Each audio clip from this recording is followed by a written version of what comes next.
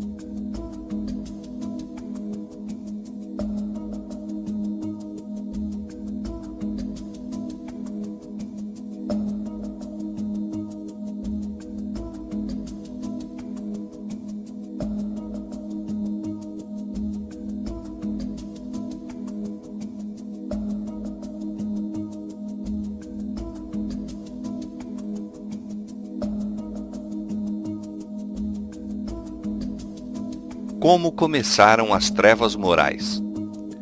O apóstolo Paulo, em sua segunda carta aos Tessalonicenses, predisse a grande apostasia que teria como resultado o estabelecimento do poder papal. Declarou que o dia de Cristo não viria sem que antes venha a apostasia e se manifeste o homem do pecado, o filho da perdição, o qual se opõe e se levanta contra tudo o que se chama Deus ou se adora, de sorte que se assentará como Deus no templo de Deus, querendo parecer Deus. E ainda mais, o apóstolo adverte os irmãos, já o mistério da injustiça opera. Mesmo naqueles primeiros tempos, viu ele, insinuando-se na igreja, erros que preparariam o caminho para o desenvolvimento do papado. Pouco a pouco, a princípio furtiva e silenciosamente, e depois mais às claras, à medida em que crescia em força e conquistava o domínio na mente das pessoas, o mistério da iniquidade levou avante sua obra de engano e blasfêmia. Quase imperceptivelmente, os costumes do paganismo tiveram ingresso na igreja cristã. O espírito de transigência e conformidade fora restringido durante algum tempo pelas terríveis perseguições que a igreja suportou sob o paganismo. Mas, incessando a perseguição e entrando o cristianismo nas cortes e palácios dos reis, pôs ela de lado a humilde simplicidade de Cristo e seus apóstolos, em troca da pompa e orgulho dos sacerdotes e governadores pagãos, e em lugar das ordenanças de Deus, colocou teorias e tradições humanas. A conversão nominal de Constantino, na primeira parte do século IV, causou grande regozijo, e o mundo, sob o manto da justiça aparente, introduziu-se na igreja. Progredia rapidamente a obra de corrupção. O paganismo, conquanto parecesse suplantado, tornou-se o vencedor. Seu espírito dominava a igreja. Suas doutrinas, cerimônias e superstições incorporavam-se à fé e culto dos professos seguidores de Cristo. Esta mútua transigência entre o paganismo e o cristianismo resultou no desenvolvimento do homem do pecado, predito na profecia como se opondo a Deus e exaltando-se sobre ele. Aquele gigantesco sistema de religião falsa é obra-prima do poder de Satanás, monumento de seus esforços para sentar-se sobre o trono e governar a terra segundo a sua vontade. Uma vez Satanás se esforçou por estabelecer um compromisso mútuo com Cristo. Chegando-se ao Filho de Deus no deserto da tentação e mostrando-lhe todos os reinos do mundo e a glória dos mesmos, ofereceu-se a entregar tudo em suas mãos se tão somente reconhecesse a supremacia do príncipe das trevas. Cristo repreendeu o pretensioso tentador e obrigou-o a retirar-se. Mas Satanás obtém maior êxito em apresentar ao homem as mesmas tentações. Para conseguir proveitos e honras humanas, a Igreja foi levada a buscar o favor e apoio dos grandes homens da terra, e havendo assim rejeitado a Cristo, foi induzida a prestar obediência ao representante de Satanás, o bispo de Roma. Uma das principais doutrinas do catolicismo é que o Papa é a cabeça visível da Igreja Universal de Cristo, investido de autoridade suprema sobre os bispos e pastores em todas as partes do mundo. Mais do que isto, tem-se dado ao Papa os próprios títulos da divindade. Tem sido intitulado Senhor Deus o Papa e foi declarado infalível. Exige ele a homenagem de todos os homens. A mesma pretensão em que insistia Satanás no deserto da tentação, ele ainda a encarece mediante a Igreja de Roma, e enorme número de pessoas estão prontas para render-lhe homenagem. Mas os que temem e reverenciam a Deus enfrentam esta audaciosa presunção do mesmo modo por que Cristo enfrentou as solicitações do insidioso adversário. Adorarás ao Senhor teu Deus, e a Ele somente servirás. Deus jamais deu em sua palavra a mínima sugestão de que tivesse designado algum homem para ser a cabeça da Igreja. A doutrina da supremacia papal opõe-se diretamente aos ensinos das Escrituras Sagradas. O Papa não pode ter poder algum sobre a Igreja de Cristo, senão por usurpação. Os romanistas têm persistido em acusar os protestantes de heresia e voluntária separação da verdadeira Igreja. Semelhantes acusações, porém, implicam-se antes a eles próprios. São eles os que depuseram a bandeira de Cristo e se afastaram da fé que uma vez foi dada aos santos. Satanás bem sabia que as Escrituras Sagradas habilitariam os homens a discernir seus enganos e resistir a seu poder. Foi pela palavra que mesmo o Salvador do mundo resistiu a seus ataques. Em cada assalto, Cristo apresentou o escudo da verdade eterna, dizendo: está escrito. A cada sugestão do adversário, opunha a sabedoria e poder da palavra. A fim de Satanás manter o seu domínio sobre os homens e estabelecer a autoridade humana, deveria conservá-los na ignorância das Escrituras. A Bíblia exaltaria a Deus e colocaria o homem finito em sua verdadeira posição. Portanto, suas sagradas verdades deveriam ser ocultadas e suprimidas. Esta lógica foi adotada pela Igreja de Roma. Durante séculos, a circulação da Escritura foi proibida. Ao povo era vedado lê-la ou tê-la em casa, e sacerdotes e prelados sem escrúpulos interpretavam-lhe os ensinos de modo a favorecerem suas pretensões. Assim, o chefe da igreja veio a ser quase universalmente reconhecido como o vigário de Deus na terra, dotado de autoridade sobre a igreja e o Estado. Suprimido o revelador erro, agiu Satanás à vontade. A profecia declarara que o papado havia de cuidar em mudar os tempos e a lei. Daniel 7:25. Para cumprir esta obra não foi vagaroso, a fim de proporcionar aos conversos do paganismo uma substituição à adoração de ídolos e promover assim sua aceitação nominal do cristianismo, foi gradualmente introduzida no culto cristão a adoração das imagens e relíquias. O decreto de um concílio geral estabeleceu, por fim, este sistema de idolatria. Para completar a obra sacrílega, Roma pretendeu eliminar da lei de Deus o segundo mandamento, que proíbe o culto das imagens, e dividir o 10º mandamento a fim de conservar o número deles. Os séculos que se seguiram testemunharam aumento constante de erros nas doutrinas emanadas de Roma. Mesmo antes do estabelecimento do papado, os ensinos dos filósofos pagãos haviam recebido atenção e exercido influência na igreja. Muitos que se diziam conversos ainda se apegavam aos dogmas de sua filosofia pagã e não somente continuaram no estudo desta, mas encareciam-no a outros como o meio de estenderem sua influência entre os pagãos. Erros graves foram assim introduzidos na fé cristã.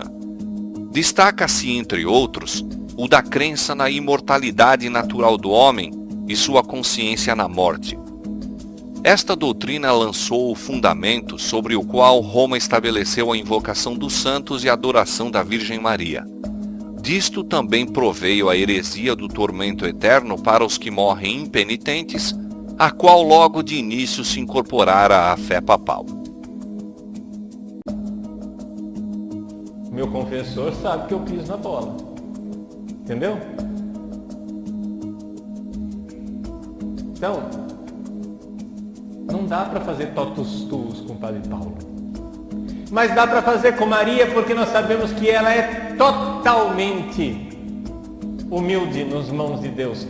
Ela é tão maleável a Deus. Ela é tão humilde. Ela é tão dócil às mãos de Deus que ela só fará comigo aquilo que Deus quer. Você está entendendo? Ela só irá modelar em mim o que Deus quer. Ela só irá fazer em mim o que Deus quer, porque ela é totalmente serva, ela é totalmente dócil. E por que é que eu preciso dela? Por que é que eu não posso ir direto para Deus, Padre Paulo? Larga de ser orgulhoso, criatura. Por que é que você tem que ser direto? Isso é um negócio assim, é o princípio protestante, é um princípio orgulhoso. Veja, eu sou orgulhoso, Padre Paulo Ricardo, eu pessoalmente. Mas a minha religião não é orgulhosa. A minha religião, ela é humilde. Ela me ensina a humildade. A minha religião me ensina a eu me inclinar na frente de um pecador, que é um outro padre, que é o meu bispo, e beijar a mão daquele pecador e acreditar que aquela mão é instrumento de santificação. Acreditar que aquela mão de pecador pode ser sinal da mão chagada do ressuscitado. Eu sou orgulhoso, mas a minha religião não é orgulhosa. Ela me ensina a humildade. Existe protestante humilde, mas não existe protestantismo humilde. O protestantismo é orgulhoso. O princípio protestante é orgulhoso, é soberbo.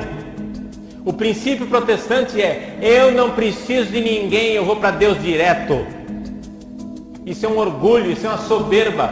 E se Deus quer que você use os outros, as criaturas humanas frágeis, o que é que você faz, ô otário? Está entendendo? Se você é protestante, seja humilde, mas saiba, a sua religião não é. A sua religião não é humilde. Porque você... Não, eu vou direto para Deus. Eu não preciso de Maria, eu não preciso de padre, eu não preciso do Papa, eu não preciso da igreja, eu não preciso dos sacramentos, eu não preciso de ninguém. Puxa, super, uper, trans, ultra, mega power, né? Tu é o cara, meu!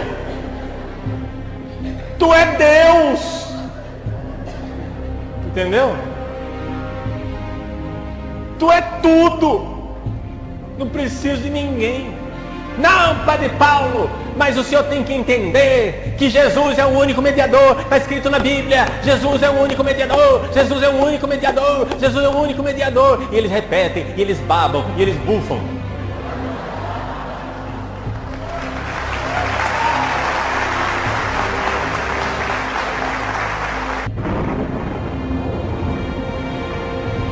Achava-se então preparado o caminho para a introdução de ainda outra invenção do paganismo, a que Roma intitulou Purgatório e empregou para amedrontar as multidões crédulas e supersticiosas.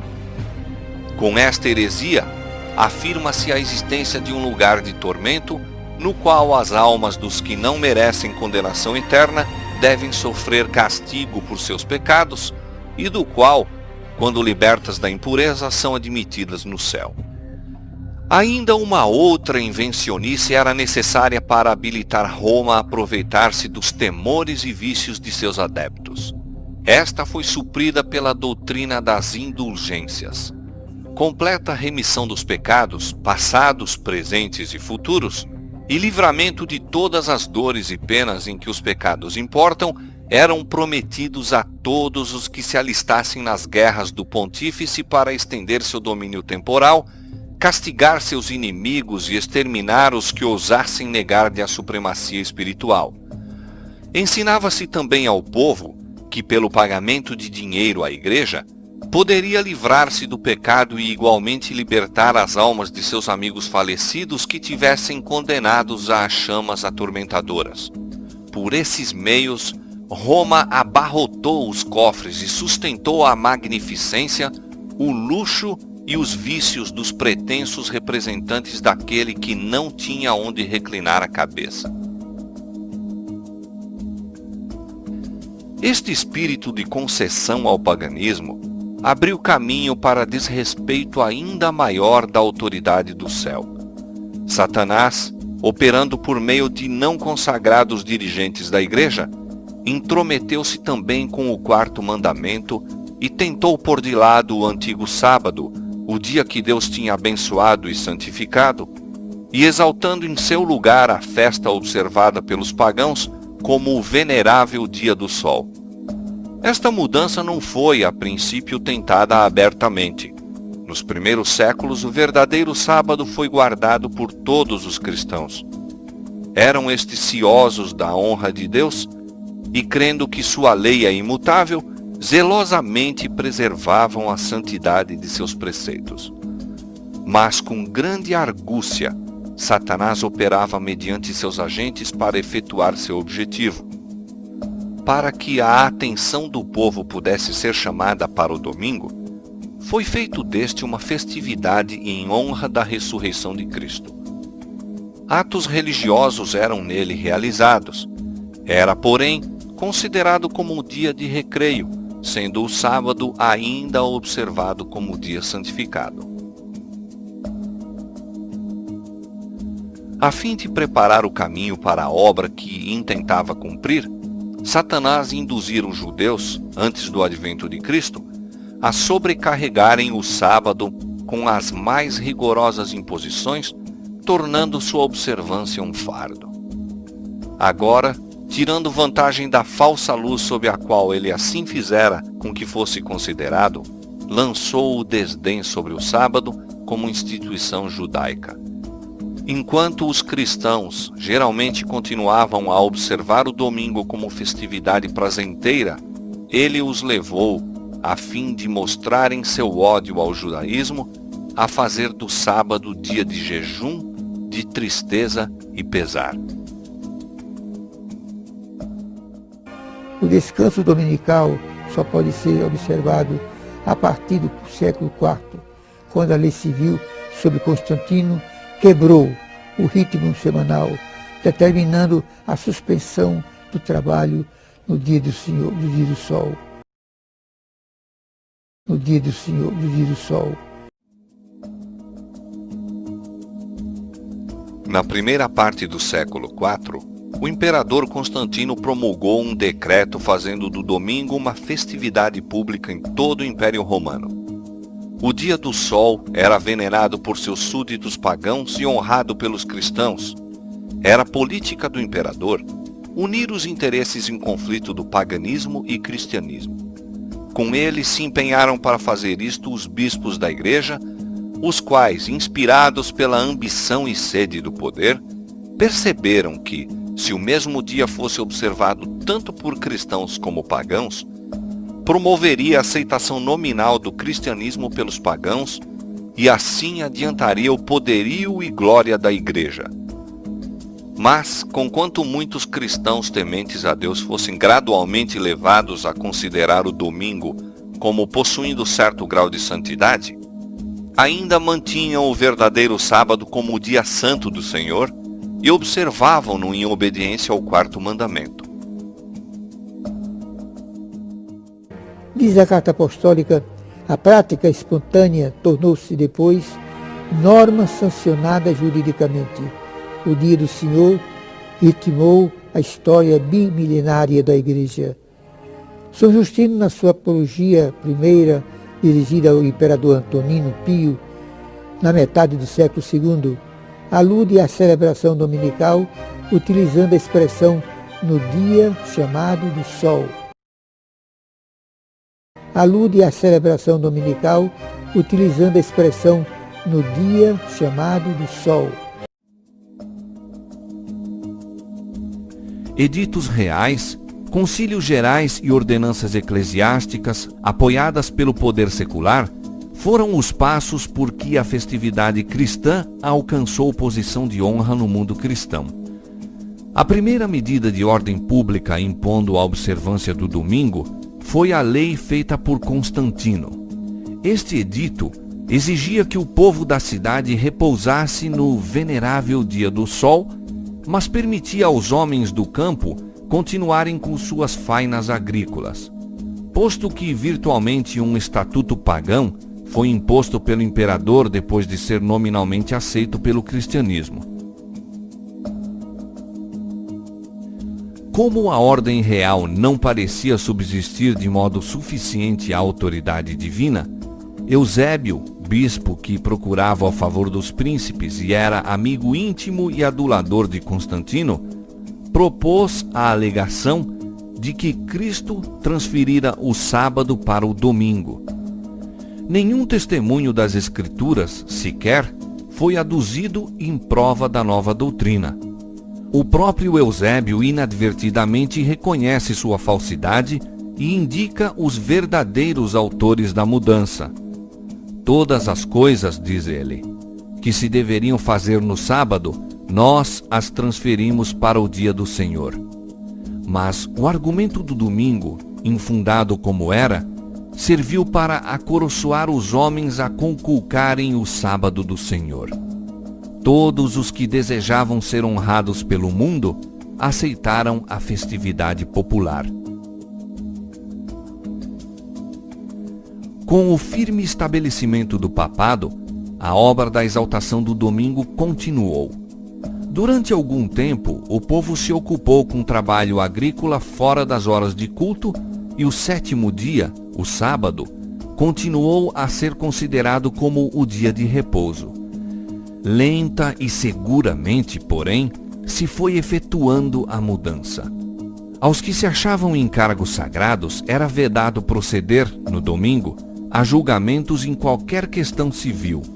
Logo depois, ordenava-se a todas as pessoas, de qualquer classe, abster-se do trabalho usual, sob pena de multa aos livres e açoites no caso de serem servos. Mais tarde foi decretado que os ricos fossem punidos com a perda da metade dos bens e, finalmente, que, se obstinassem, fossem escravizados. As classes inferiores deveriam sofrer banimento perpétuo. O desafio de Satanás à autoridade de Deus. Deus denuncia a Babilônia, porque tem dado a beber a todas as nações do vinho da fúria da sua prostituição. Deus fez o mundo em 6 dias e descansou no 7º, santificando este dia e separando-o de todos os outros como sagrado à sua própria pessoa, para que fosse observado por seu povo durante todas as suas gerações. Mas o homem do pecado, exaltando-se acima de Deus, assentando-se no templo de Deus e ostentando-se como se fosse o próprio Deus, cuidou em mudar os tempos e as leis. Este poder, tensionando provar que não somente era igual a Deus, mas estava acima de Deus, mudou o dia de repouso, colocando o primeiro dia da semana onde deveria estar o sétimo. E o mundo protestante tem admitido que este filho do papado seja considerado sagrado. Na palavra de Deus, isto é chamado de sua fornicação.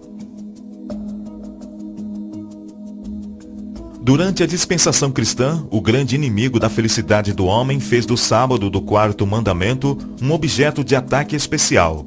Satanás diz: eu atravessarei os propósitos de Deus.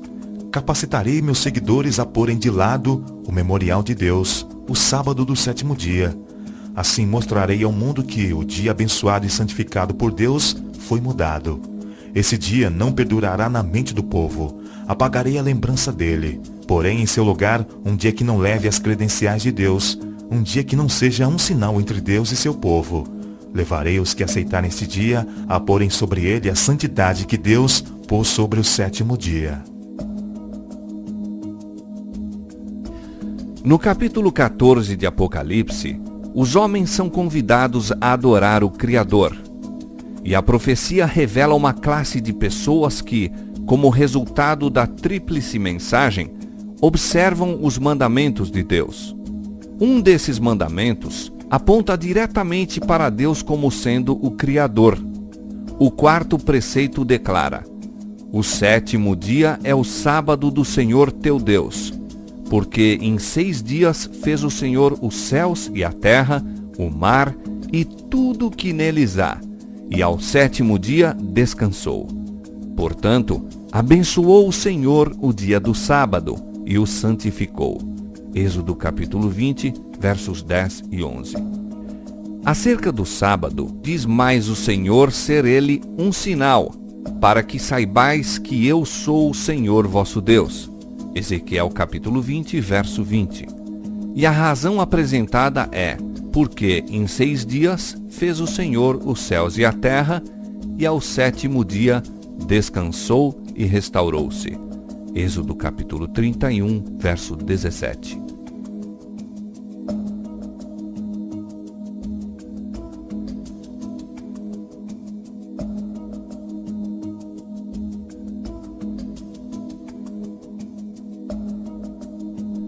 A importância do sábado como memória da criação consiste em conservar sempre presente o verdadeiro motivo de se render culto a Deus, porque Ele é o Criador e nós as suas criaturas. O sábado, portanto, está no fundamento mesmo do culto divino, pois ensina esta grande verdade da maneira mais impressionante e nenhuma outra instituição faz isso. O verdadeiro fundamento para o culto divino, não meramente o daquele que se realiza no sétimo dia, mas de todo o culto, encontra-se na distinção entre o Criador e suas criaturas. Este fato capital jamais poderá tornar-se obsoleto e jamais deverá ser esquecido. Foi para conservar esta verdade sempre perante o espírito dos homens que Deus instituiu o sábado no Éden. E enquanto o fato de que Ele é nosso Criador continuar a ser razão porque o devamos adorar, permanecerá o sábado como sinal e memória disto.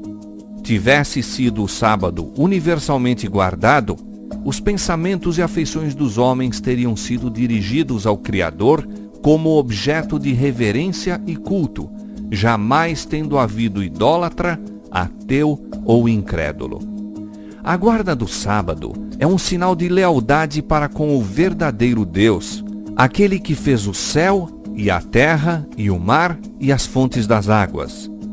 Segue-se que a mensagem que ordena aos homens adorar a Deus e guardar seus mandamentos apelará especialmente para que observemos o quarto mandamento. Em contraste com os que guardam os mandamentos de Deus e têm a fé de Jesus, o terceiro anjo indica outra classe, contra a cujos erros profere solene e terrível advertência. Se alguém adorar a besta e a sua imagem, e receber o sinal na sua testa ou na sua mão, também o tal beberá do vinho da ira de Deus. Apocalipse 14, versos 9 e 10. Para a compreensão desta mensagem, é necessária uma interpretação correta dos símbolos empregados. Que se representa pela besta, pela imagem e pelo sinal?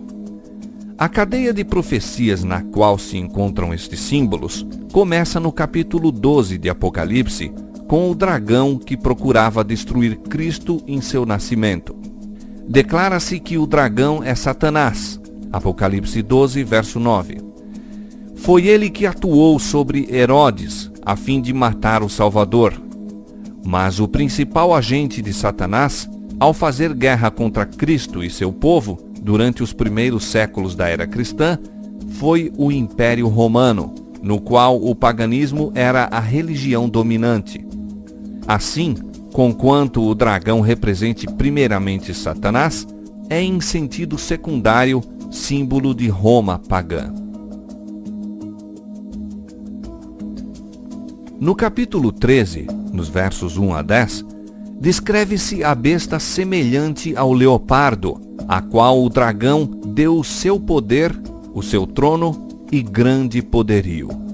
Este símbolo, como a maioria dos protestantes tem crido, representa o papado, que se sucedeu no poder, trono e poderio, uma vez mantidos pelo antigo Império Romano.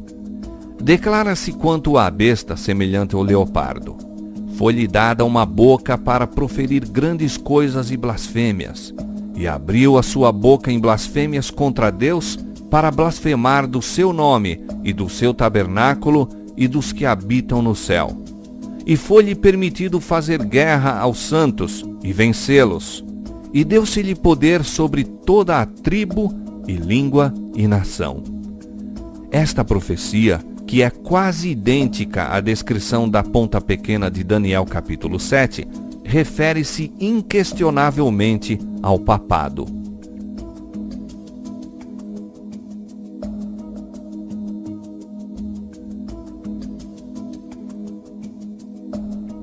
Deu-se-lhe poder para continuar por 42 meses.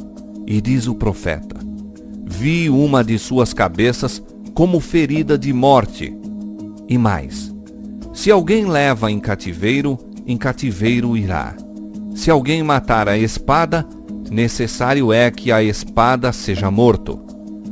Os 42 meses são o mesmo que tempo, tempos e metade de um tempo, 3 anos e meio, ou 1260 dias, de Daniel capítulo 7, tempo durante o qual o poder papal deveria oprimir o povo de Deus.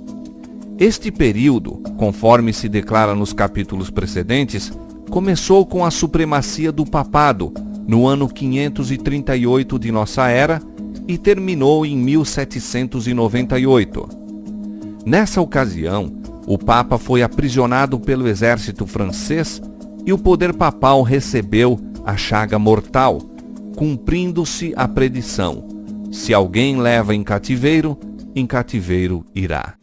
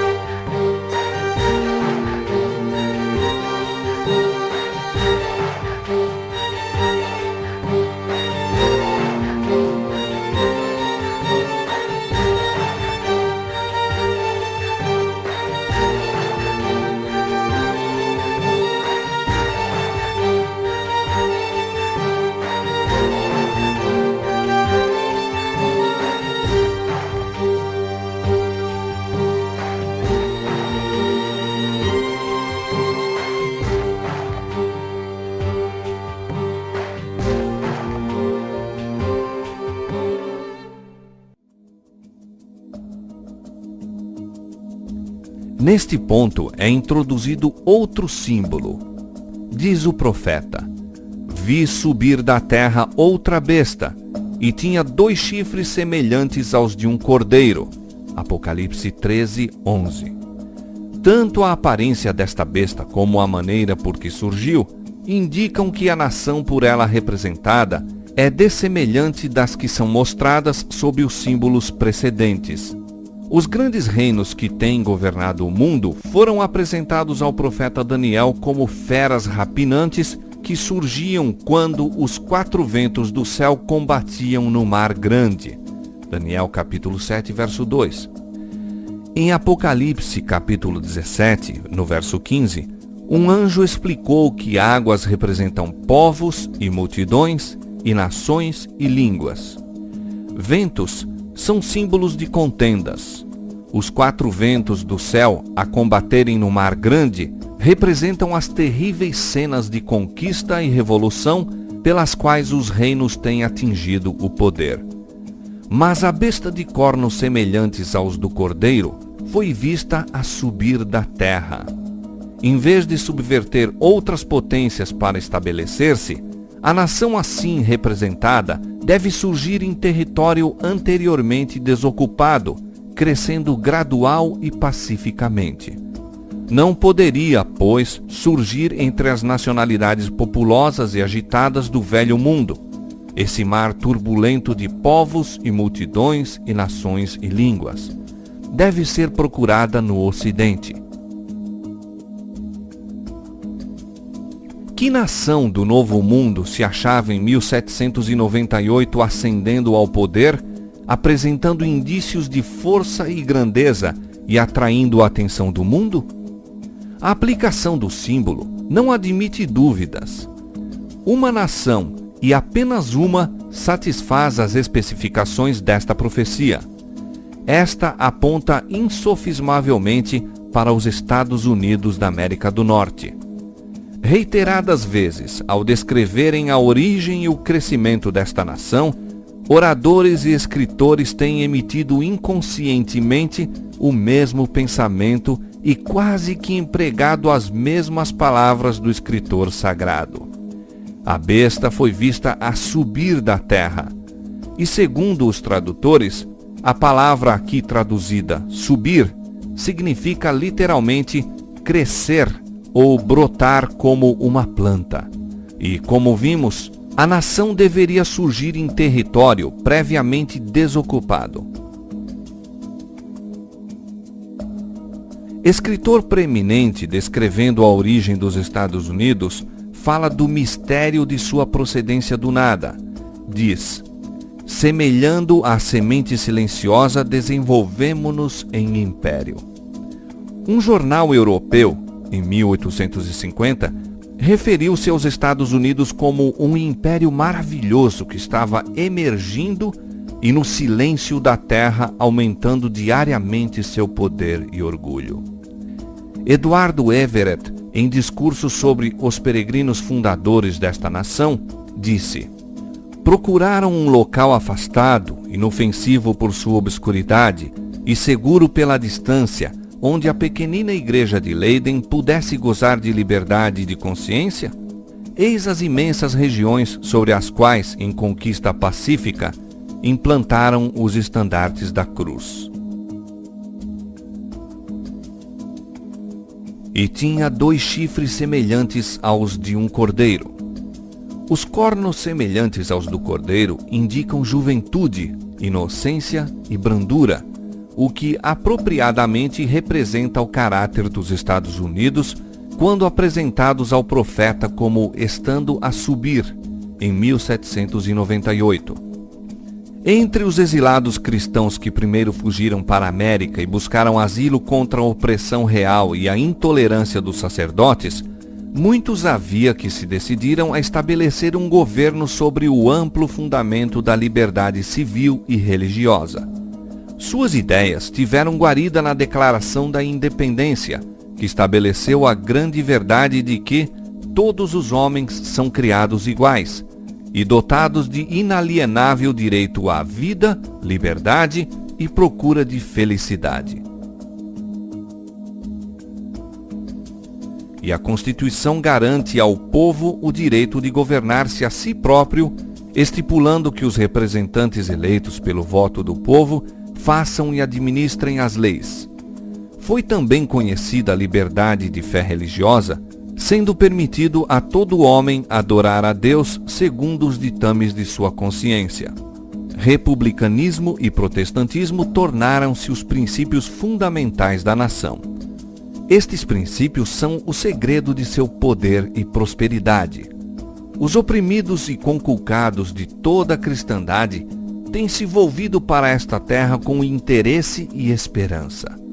Milhões têm aportado às suas praias e os Estados Unidos alcançaram lugar entre as mais poderosas nações da terra. Mas a besta de cornos semelhantes aos do cordeiro falava como o dragão, e exerce todo o poder da primeira besta na sua presença, e faz que a terra e os que nela habitam adorem a primeira besta, cuja chaga mortal foi curada, e dizendo aos que habitam na terra que fizessem uma imagem à besta que recebera a ferida da espada e vivia. Apocalipse capítulo 13, versos 11 a 14. Os cornos semelhantes aos do cordeiro e a voz de dragão deste símbolo indicam contradição flagrante entre o que professa e pratica a nação assim representada. A fala da nação são os atos de suas autoridades legislativas e judiciárias. Por esses atos, desmentirá os princípios liberais e pacíficos que estabeleceu como fundamento de sua política. A predição de falar como o dragão e exercer todo o poder da primeira besta claramente anuncia o desenvolvimento do espírito de intolerância e perseguição que manifestaram as nações representadas pelo dragão e pela besta semelhante ao leopardo. E a declaração de que a besta de 2 cornos faz com que a terra e os que nela habitam adorem a primeira besta, indica que a autoridade desta nação deve ser exercida impondo ela alguma observância que constituirá ato de homenagem ao papado.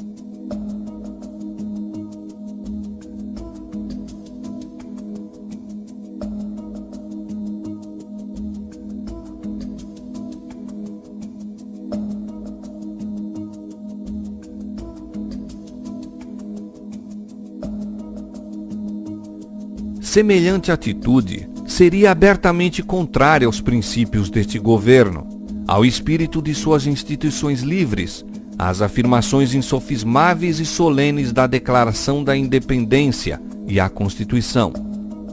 Os fundadores da nação procuraram sabiamente prevenir o emprego do poder secular por parte da Igreja, com seu inevitável resultado: intolerância e perseguição.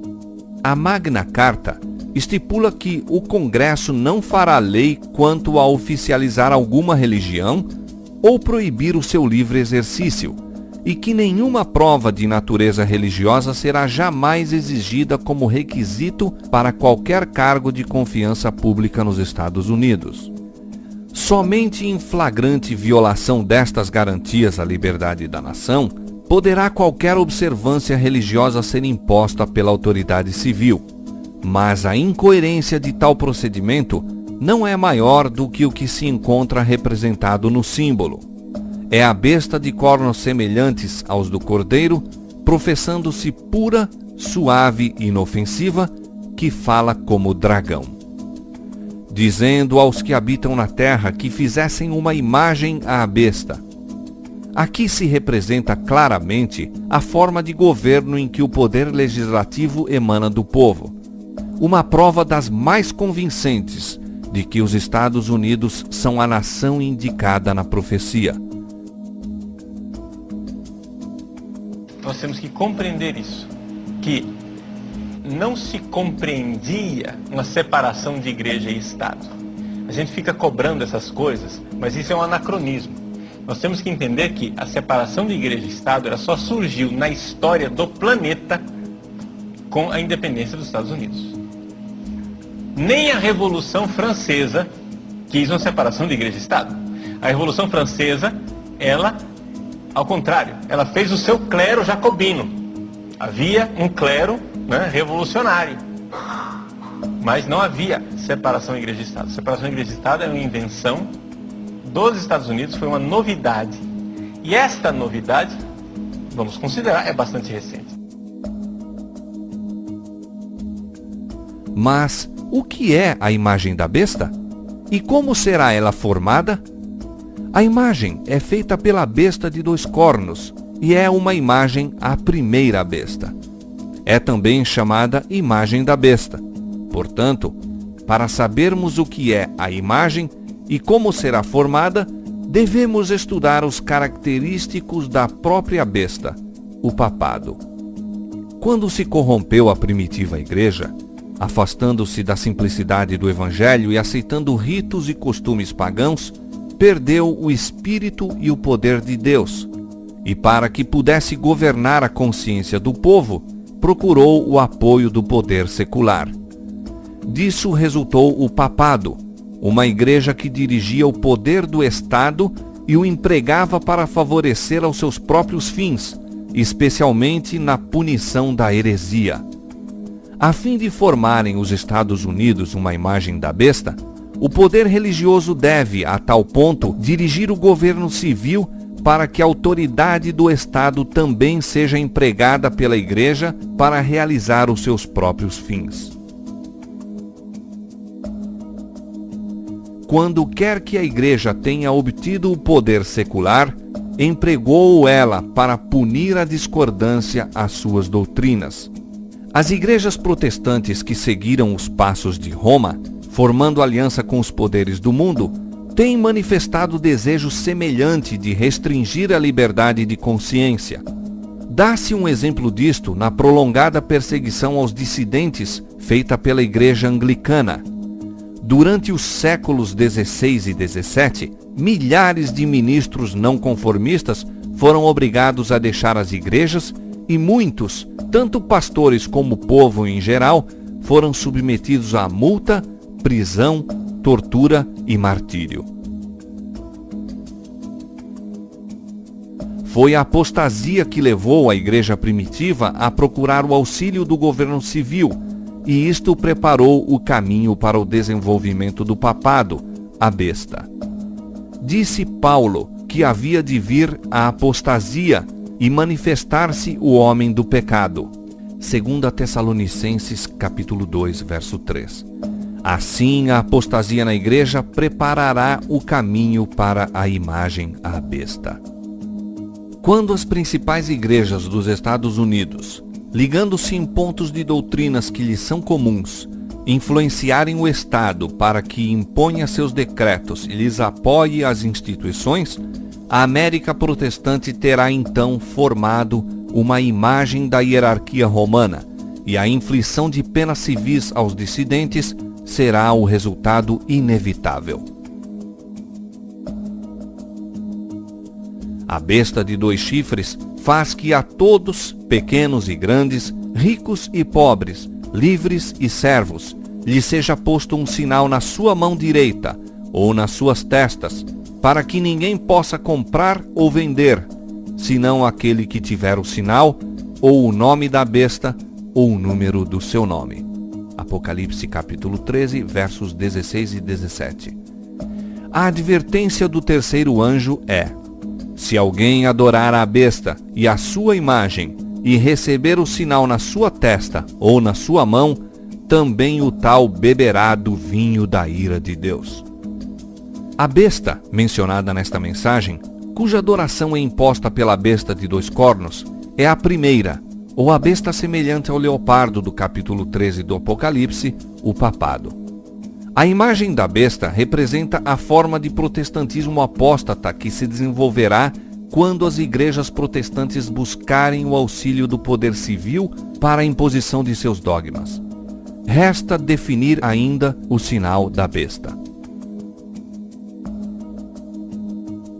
Depois da advertência contra o culto à besta e sua imagem, declara a profecia: aqui estão os que guardam os mandamentos de Deus e a fé de Jesus. Visto os que guardam os mandamentos de Deus serem assim colocados em contraste com os que adoram a besta e sua imagem e recebem o seu sinal, é claro que a guarda da lei de Deus, por um lado, e sua violação, por outro, deverão assinalar a distinção entre os adoradores de Deus e os da besta. O característico especial da besta, e portanto de sua imagem, é a violação dos mandamentos de Deus. Diz Daniel a respeito da ponta pequena, o papado: cuidará em mudar os tempos e a lei. Daniel 7:25. E Paulo intitulou o mesmo poder, o homem do pecado, que deveria exaltar-se acima de Deus. Uma profecia é o complemento da outra. Unicamente mudando a lei de Deus, poderia o papado exaltar-se acima de Deus. Quem quer que conscientemente guarde a lei assim modificada, estará a prestar suprema honra ao poder pelo qual se efetuou a mudança. Tal ato de obediência às leis papais seria um sinal de vassalagem ao Papa em lugar de Deus. O papado tentou mudar a lei de Deus. O segundo mandamento, que proíbe o culto às imagens, foi omitido da lei, e o quarto mandamento foi mudado de molde a autorizar a observância do primeiro dia em vez do sétimo, como sábado.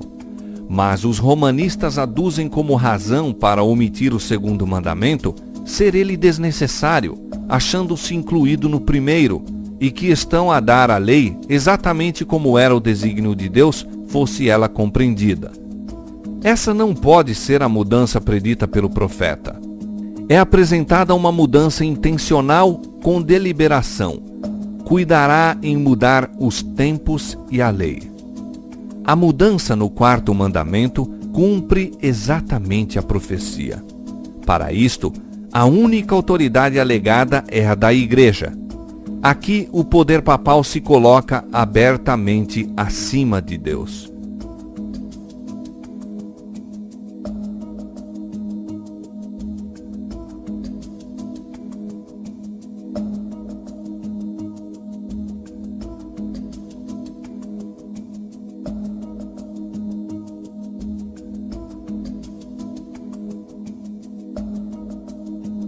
Enquanto os adoradores de Deus se distinguirão especialmente pelo respeito ao quarto mandamento, Dado o fato de ser este o sinal de seu poder criador e testemunha de seu direito à reverência e homenagem do homem, os adoradores da besta salientar-se-ão por seus esforços para derribar o monumento do Criador e exaltar a instituição de Roma.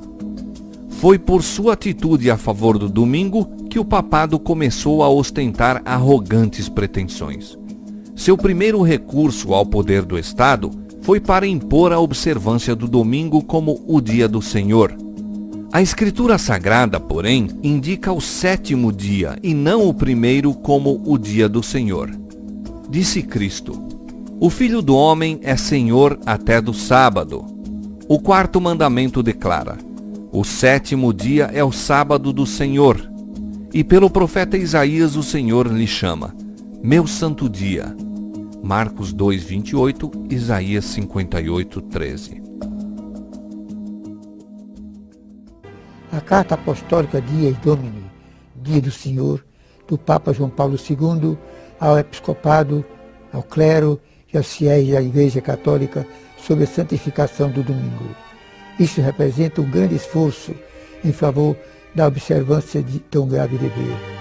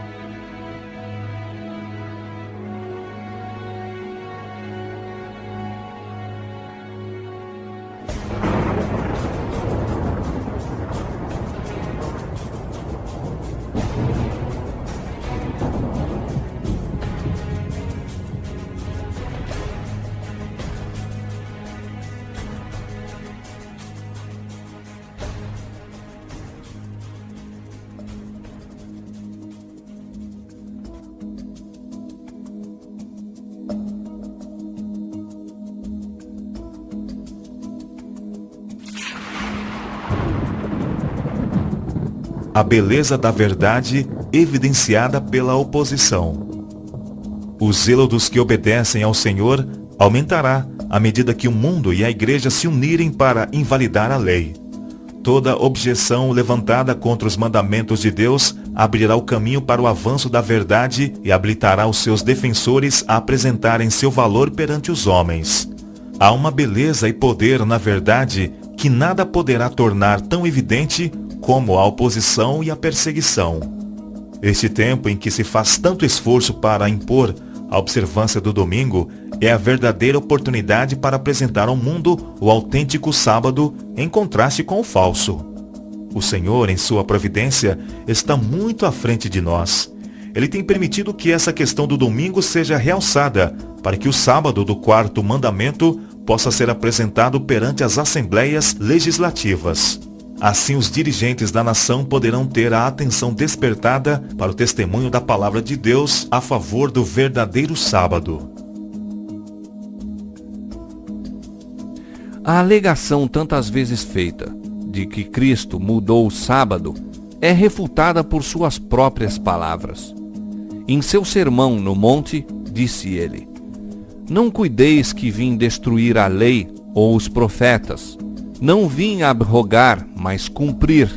Porque em verdade vos digo que até que o céu e a terra se passem, nem um jota ou um tio se omitirá da lei, sem que tudo seja cumprido. Qualquer, pois, que violar um destes mais pequenos mandamentos, e assim ensinar aos homens, será chamado o menor no reino dos céus. Aquele, porém, que os cumprir e ensinar, será chamado grande no reino dos céus. Mateus capítulo 5, versos 17 a 19. Os católicos romanos reconhecem que a mudança do sábado foi feita pela sua igreja e declaram que os protestantes, observando o domingo, estão reconhecendo o poder desta.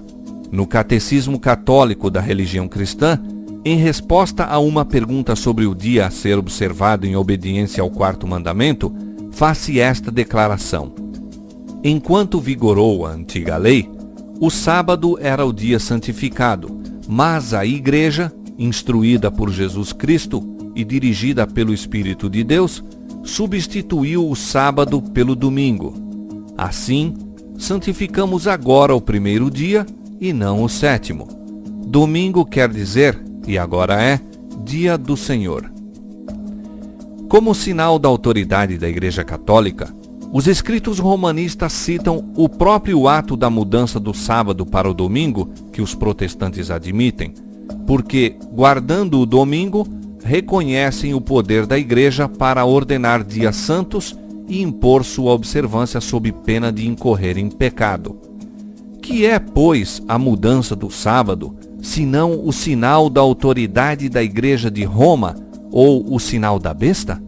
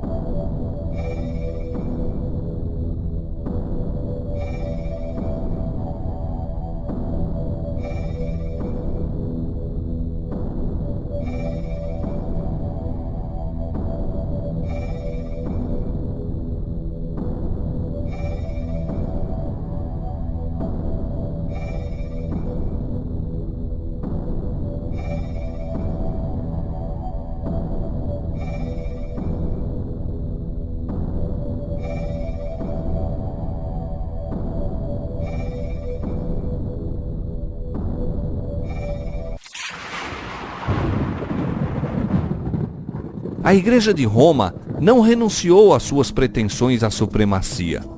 E se o mundo e as igrejas protestantes aceitam um dia de repouso de sua criação, ao mesmo tempo em que rejeitam o sábado bíblico, acatam virtualmente estas pretensões. Podem alegar a autoridade da tradição e dos pais da igreja para a mudança, mas assim fazendo, ignoram o próprio princípio que os separa de Roma, de que a Bíblia, e a Bíblia só, é a religião dos protestantes. Os romanistas podem ver que estão enganando a si mesmos, fechando voluntariamente os olhos para os fatos em relação ao caso.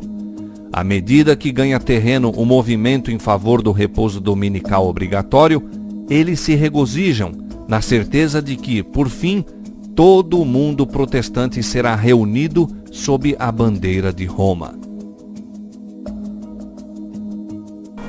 Então, nós lembremos disso. A igreja perde a sua própria essência se ela perder o domingo. Nós estamos aqui diante de algo muito grave, né? Nós estamos aqui diante não de um detalhezinho, né?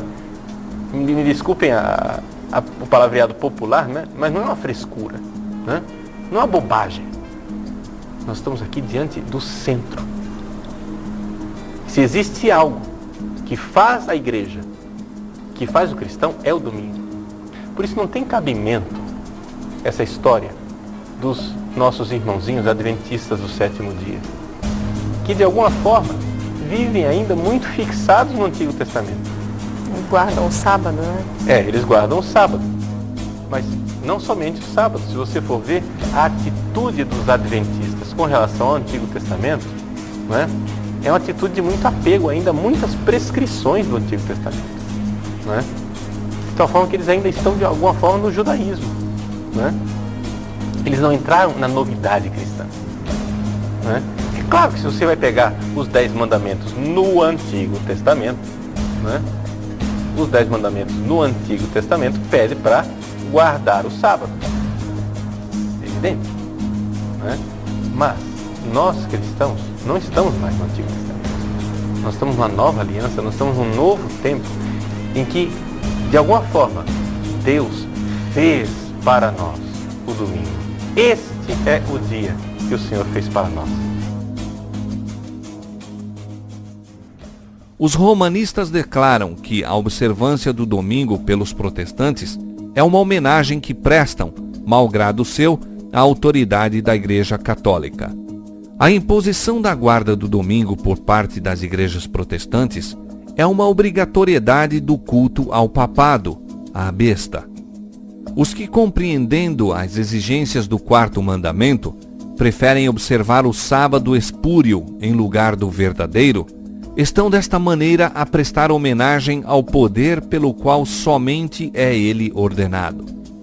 Mas no próprio ato de impor um dever religioso por meio do poder secular, formariam as igrejas mesmas uma imagem à besta.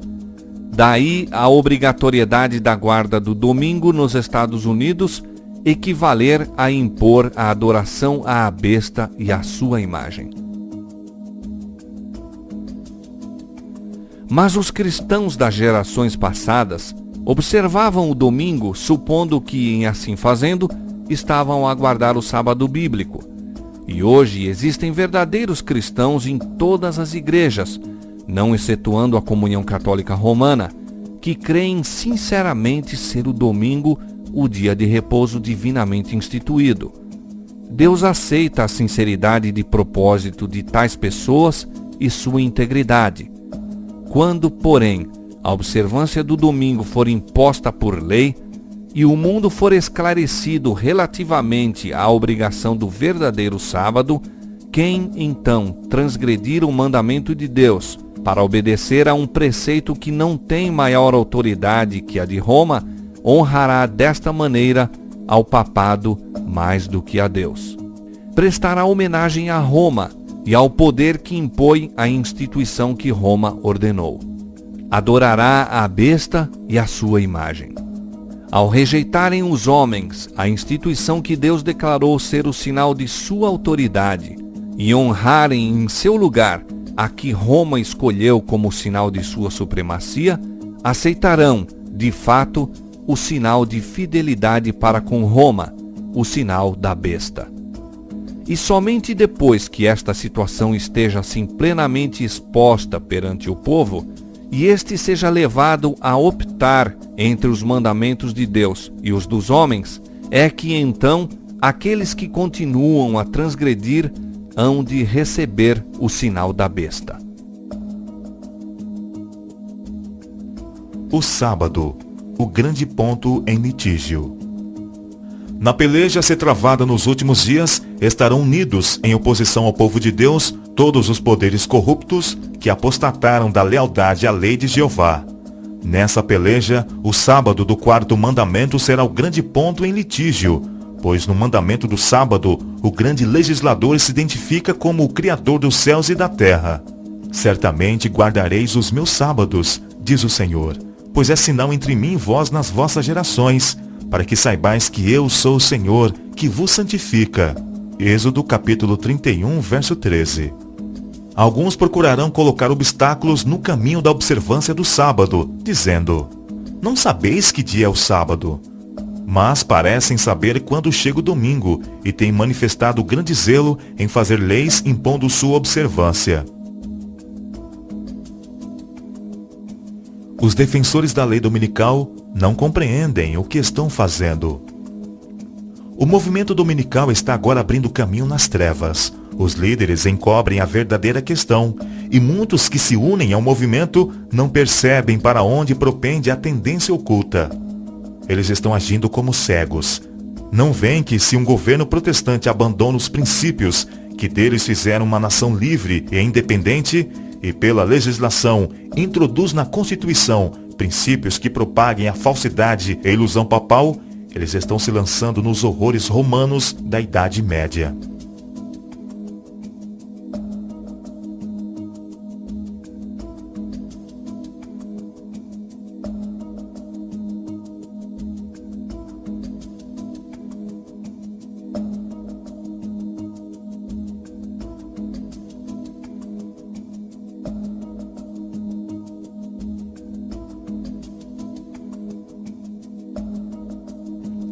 Muitos há, mesmo entre os que se empenham neste movimento em favor da imposição do domingo, que se acham cegos aos resultados que seguirão a essa ação. Não veem que golpeiam diretamente a liberdade religiosa. Muitos existem que jamais compreenderam as reivindicações do sábado bíblico e o falso fundamento sobre o qual repousa a instituição do domingo. Os que se empenham em conseguir uma emenda à Constituição para obter uma lei que impõe a observância do domingo, mal compreendem qual vai ser o resultado. Uma crise está iminente. Argumentos usados pelos defensores da lei dominical. Satanás dá sua interpretação aos eventos, e os homens pensam, como ele quer que o façam, que as calamidades que enchem a terra constituem um resultado da transgressão do domingo. Tensionando aplacar a ira de Deus, esses homens influentes fazem leis impondo a observância do domingo. Esta mesma classe apresenta a alegação de que a corrupção que rapidamente se alastra é atribuível em grande parte à profanação do descanso dominical e que a imposição da observância do domingo melhoraria grandemente a moral da sociedade. Insiste-se nisto especialmente na América do Norte, onde a doutrina do verdadeiro sábado tem sido mais amplamente pregada. Mas o fato de que um movimento para estabelecer o erro se encontra ligado a uma obra que em si mesmo é boa, não é argumento a favor do erro. Podemos disfarçar o veneno misturando-o com o alimento saudável, mas não mudamos a sua natureza. Ao contrário, torna-se mais perigoso o veneno, visto ser mais fácil que ele seja tomado inadvertidamente. É um dos ardis de Satanás combinar com a falsidade precisamente uma porção suficiente de verdade para que lhe dê caráter plausível. Os dirigentes do movimento em favor do domingo podem advogar reformas que o povo necessita, princípios que se acham em harmonia com a Escritura Sagrada, Contudo, enquanto houver com eles uma exigência contrária à lei de Deus, seus servos não se lhes poderão unir. Nada os pode justificar de pôr à parte os mandamentos de Deus, optando pelos preceitos dos homens. Ao tempo da apostasia nacional, quando, agindo segundo os métodos de Satanás, os governantes da terra se enfileirarem ao lado do homem do pecado, é então que a medida da culpa se encherá. A apostasia nacional é o sinal para a ruína da nação. As nações estrangeiras seguirão o exemplo dos Estados Unidos. Posto que ela seja a líder, a mesma crise atingirá todo o nosso povo em toda parte do mundo. E convém lembrar, Roma jacta-se de que nunca muda. Os princípios de Gregório VII e Inocêncio III ainda são os princípios da Igreja Católica Romana. E tivesse ela tão somente o poder, pô-los-ia em prática com tanto vigor agora como nos séculos passados. Pouco sabem os protestantes do que estão fazendo ao se proporem a aceitar o auxílio de Roma na obra da exaltação do domingo. Enquanto se aplicam à realização de seu propósito, Roma está visando a restabelecer o seu poder para recuperar a supremacia perdida. Estabeleça-se nos Estados Unidos o princípio de que a Igreja possa empregar ou dirigir o poder do Estado, de que as observâncias religiosas possam ser impostas pelas leis seculares. Em suma, que a autoridade da Igreja e do Estado devem dominar a consciência, e Roma terá assegurado o triunfo nesse país. Pois bem, aqui nós precisamos compreender que não iremos a lugar nenhum se não tivermos uma estratégia. E o primeiro passo na nossa estratégia, dentro da Igreja Católica, é nós nos darmos conta de que nós somos um gigante adormecido. Vejam, a Igreja Católica tem um poder dentro da sociedade civil de organização e de mobilização das pessoas imenso. Só que esse poder é um poder que está dormindo. É como se nós estivéssemos acorrentados por correntes de papel. Você compreende? As correntes de papel não prendem ninguém. A palavra de Deus deu aviso do perigo iminente. Se este for desatendido, o mundo protestante saberá quais são realmente os propósitos de Roma apenas quando for demasiado tarde para escapar da cilada. Ela está silenciosamente crescendo em poder.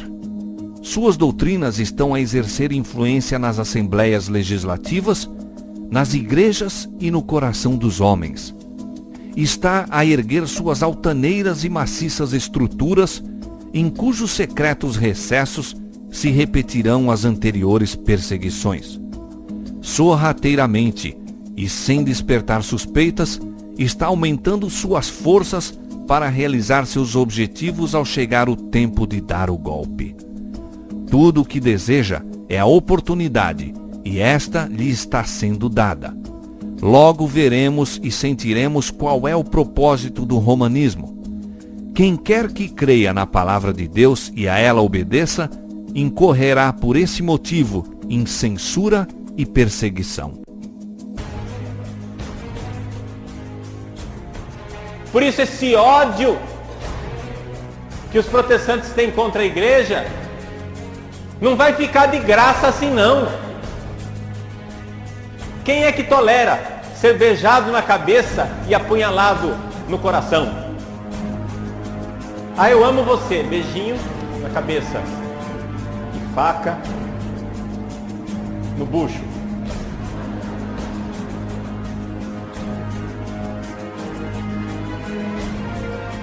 Não ficar parado, sem fazer nada.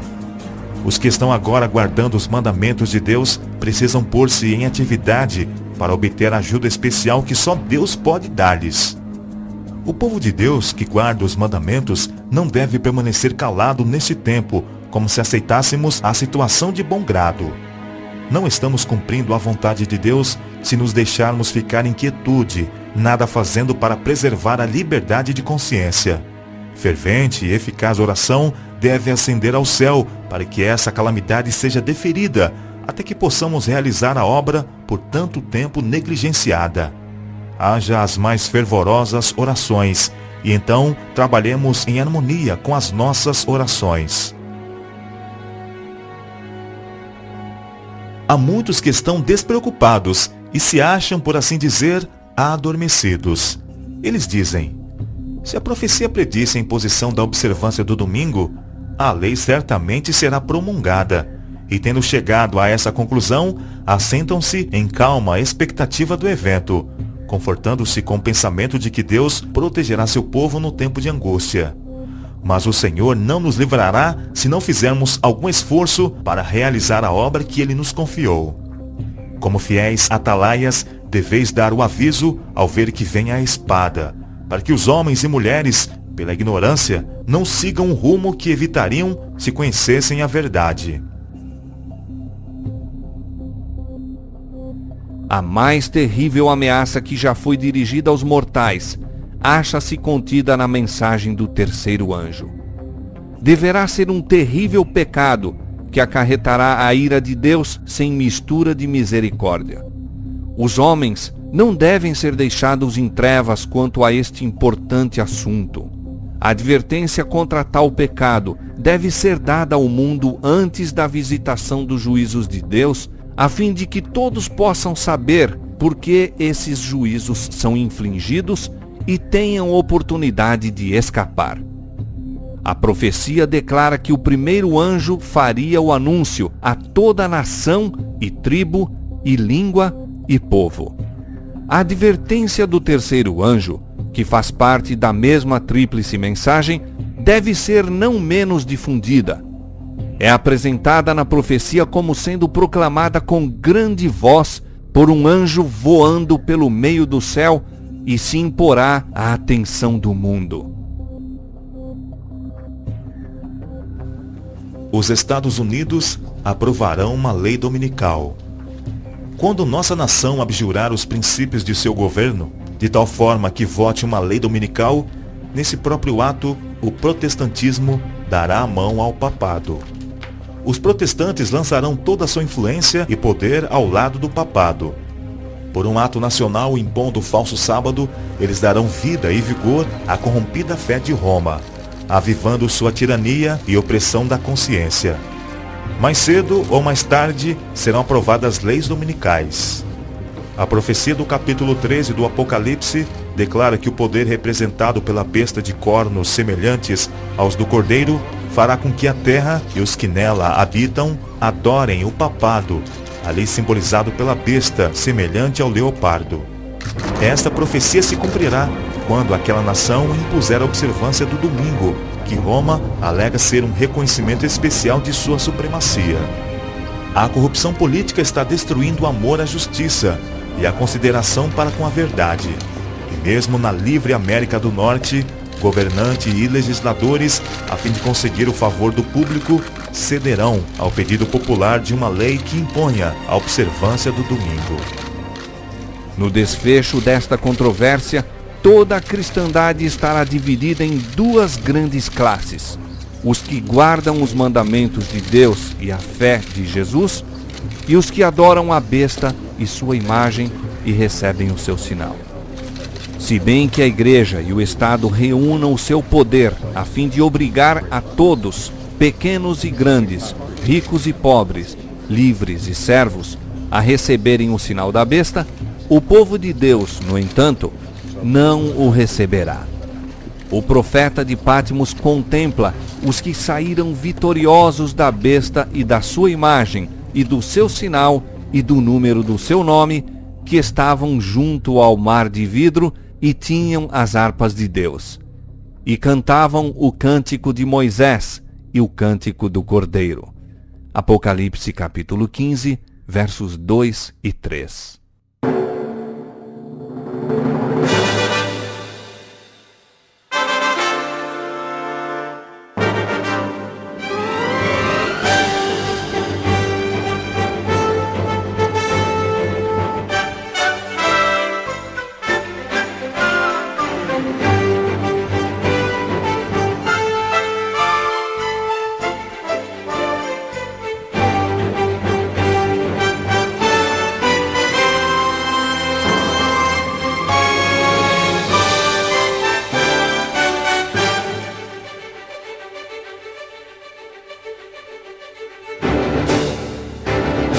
Levantemos nossos olhos, redenção se aproxima, já estamos quase ouvindo os clarins de sua vinda. Ainda é tempo de avante, anunciar a toda a gente está voltando, vitorioso e triunfante. Breve virá, breve virá, breve Jesus voltará. Breve virá, breve virá, breve Jesus voltará.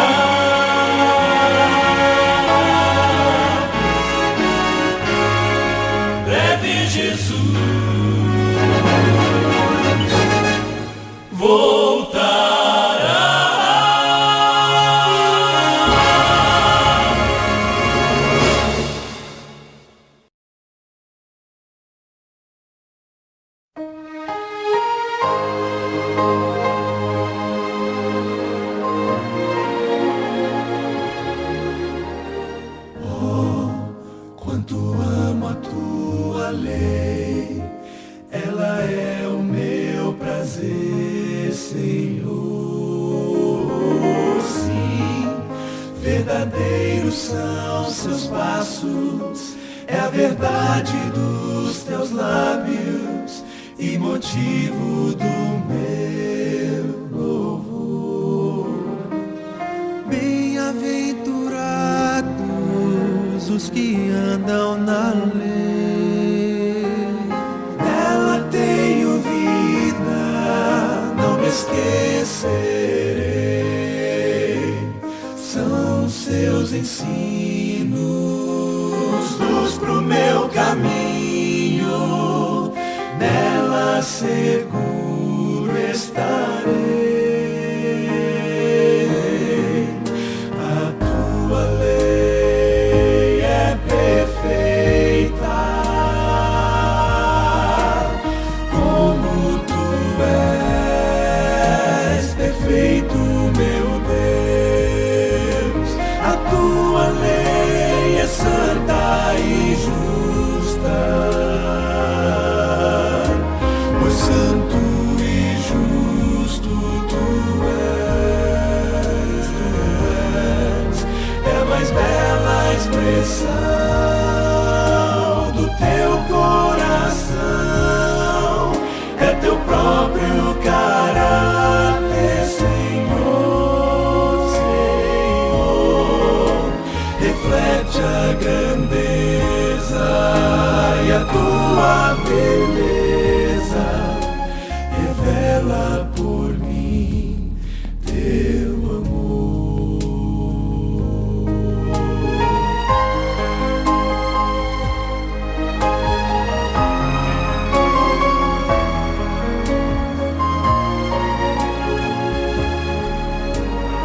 Oh, quanto amo a tua lei, nela vida e paz achei, Senhor. Sim, tenho a luz dos seus ensinos, ilumina o meu caminho e me leva ao Salvador. Bem-aventurados os que guardam a lei, dos seus mandamentos eu me alegrarei. Tua lei tem a verdade, os princípios do amor. Sua autoridade vem de ti, meu Criador. Palavras eternas, fontes de luz, são reveladas em Cristo Jesus.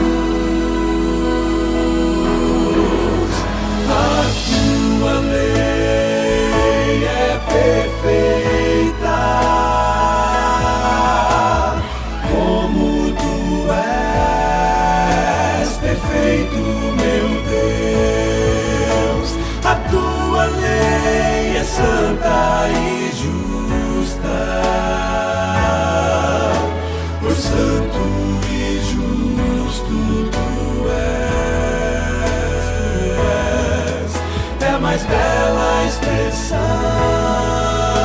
do teu coração.